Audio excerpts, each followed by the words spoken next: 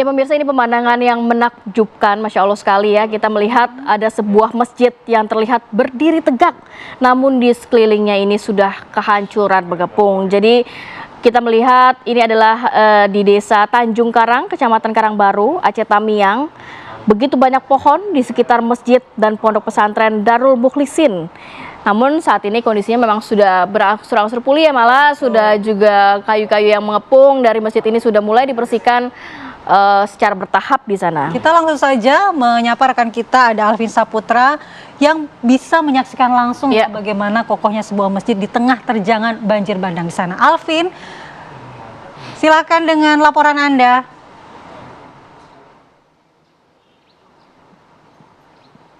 Ya baik, Andi Kumala, Kamarati dan juga pemirsa, memang pasca terjadinya banjir bandang dan juga tanah longsor di Provinsi Aceh, saat ini saya mengabarkan berada di pesantren Darul Mukhlisin yang berada di Kampung Tanjung Karang, Aceh Tamiang, di mana belakangan ini pesantren ini viral karena dipenuhi oleh tumpukan kayu pasca terjadinya banjir bandang dan juga tanah longsor. Pemirsa bisa melihat situasi terkini di tempat saya mengabarkan. Inilah tumpukan kayu yang berbagai macam, ada yang besar, ada yang kecil, memenuhi halaman dari pesantren. Pemirsa juga bisa membayangkan kayu sebesar ini berada di pesantren ini, dan saat ini memang dari para santri juga sudah dipulangkan setelah terjadinya banjir bandang dan juga tanah longsor. Nah, untuk saat ini mengetahui informasi lebih lanjut, saya langsung bertanya langsung kepada Bapak Muhammad Ihsan sebagai pembina Yayasan Pesantren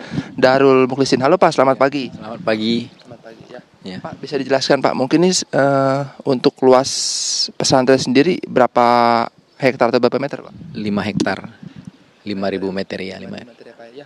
Mungkin bisa dijelaskan Pak. Oh, 50.000 meter. 50.000 meter ya Pak ya. Mungkin bisa dijelaskan Pak nih saat kejadian kondisinya gimana Pak, dan Bapak lagi di mana juga? Kita kondisi sudah mengungsi di rumah pendiri yayasan, kebetulan di depan kita ini. Semua santri-santri kita bawa ke situ sebelum air mengenai rumah pendiri yayasan. Dan untuk ketinggian air sendiri Pak di pesantren ini berapa meter kurang lebih Pak? Kurang lebih 12 meteran Bang. 12 meter ya. Sampai segimana Pak kurang lebih batasnya? Itulah tuh Bang, masjid itu di bawah kubah kecil itu ya. Sampai segitu ya. Ya Pak, dan ini kan dipenuhi kayu-kayu ya Pak ya pasca terjadinya banjir. Nah, ini bagaimana Pak bisa mungkin kayu menumpuk di sini Pak? Kalau menumpuknya kita kurang tahu, tapi yang jelasnya dari hulu sungai kayu ini semua Pak. Dan untuk kedalaman kayu Pak, kurang lebih di halaman pesantren nih ada setinggi berapa meter mungkin? Kurang lebih 4-5 meteran ini Bang. 4-5 meter ya.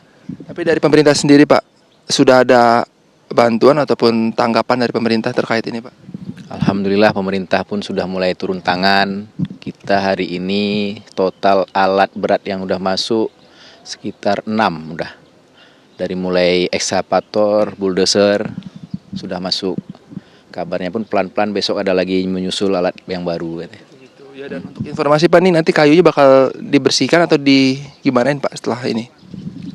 Waktu kami meeting kemarin mau digeser dulu ke sana, di ujung sana, biar bisa santri-santri masuk sekolah dulu. Ya, alhamdulillah ada Bapak TNI juga yang bantu bersihkan pesantren kan. Terima kasih, ada P2JN juga yang membantu. Ya Pak, mungkin ini sebelum ditumpuk-tumpuki kayu ya Pak, ini sebenarnya tempat apa sih ini Pak, halaman ini? Ini lapangan bola, lapangan bulu tangkis, futsal, ada tempat orang tua santri untuk berkunjung, ada parkiran mobil. Ini di bawah nih. Nah, ada pohon-pohon lah juga kan. Pak, mungkin yang terakhir Pak, untuk listrik dan air, keadaan di sini bagaimana Pak?